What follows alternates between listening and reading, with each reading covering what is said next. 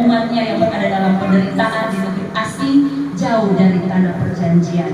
Nah, kenapa orang-orang Israel ini dibuang, saudara, ke Babel? Karena mereka berbuat jahat, mereka berbuat dosa, mereka menyembah berhala, mereka tidak taat kepada Tuhan, mereka menolak nabi-nabi. Meskipun mereka berulang kali Tuhan menegur mereka lewat nabi-nabi yang diutus, tetapi mereka tidak mau mendengarkan teguran-teguran dari nabi-nabi yang diutus Tuhan untuk bangsa mereka ini. Mereka tidak bertobat walau sudah diperingatkan berkali-kali, saudara. Jadi mereka dibuang oleh raja mereka. Mereka dibuang oleh Raja Nebukadnezar ke bangsa yang jauh, yang asing, yaitu di Babel, saudara. Nah, namun kita lihat di sini bahwa Tuhan tetap panjang sabar dan penuh kasih. Jadi pembuangan itu bukan akhir, saudara. Itu adalah proses pemurnian dan pembentukan untuk membawa mereka kembali kepada Tuhan. Jadi mereka dibuang bukan karena Tuhan hendak mengasihani mereka, saudara, tetapi mereka dibuang untuk mereka dibentuk, untuk mereka dibentuk untuk kembali kepada Tuhan. Nah, isi dari pokok pembahasan dari Yeremia 29 ini, di sana Yeremia menyampaikan bahwa bangsa Israel harus menetap di Babel. Mereka harus membangun rumah, harus menikah, harus mencari kesejahteraan kota tempat mereka dibuang ini. Bukan untuk memberontak ataupun berharap untuk cepat kembali ke bangsa Israel, saudara, ke tanah perjanjian. Nah, Tuhan menyuruh mereka untuk mendoakan kota Babel ini di mana mereka dibuang. Nah, karena kesejahteraan mereka bergantung kepada kota ini. Untuk kota itu mereka berdoa supaya Tuhan memberkati mereka, ya. Sebab kesejahteraanmu adalah kesejahteraan kotamu adalah kesejahteraanmu juga. Nah, Tuhan juga mengingatkan umatnya supaya tidak percaya kepada nabi-nabi dan pemimpi yang palsu yang memberikan pengharapan semu kepada bangsa mereka, saudara.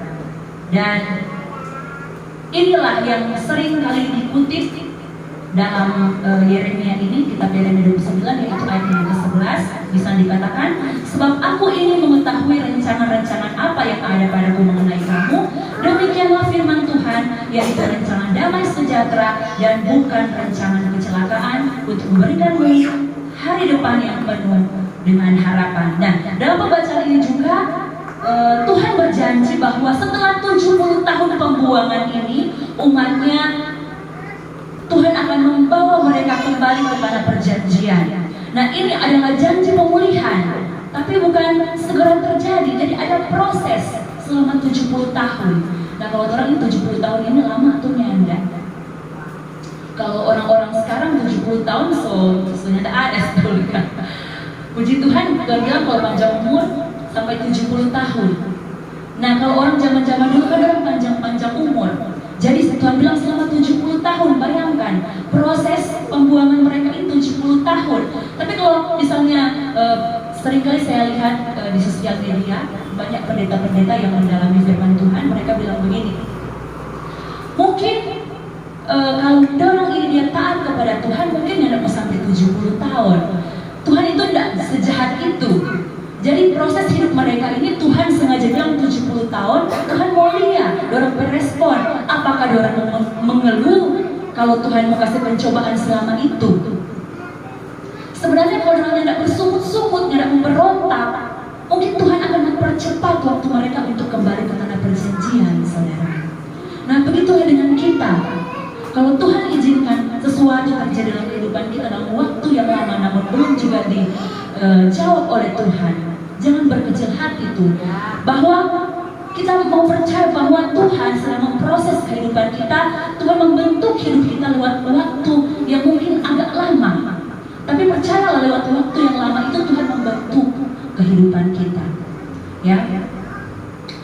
Nah, di ayat yang ke-15 hingga ayat yang ke-23, kalau kita baca seterusnya, Tuhan juga menegaskan bahwa orang-orang yang memberontak atau menyebarkan nubuat palsu itu akan dihukum Tuhan. Nah, pelajaran apa yang kita ambil dalam Yeremia 29? Ini untuk kita setiap hari, bahwa Tuhan tetap bekerja di tengah penderitaan kita. Nah, meskipun kalau mau dibilang saudara, bangsa Israel ini dibuang ke Babel karena kejahatan mereka sendiri.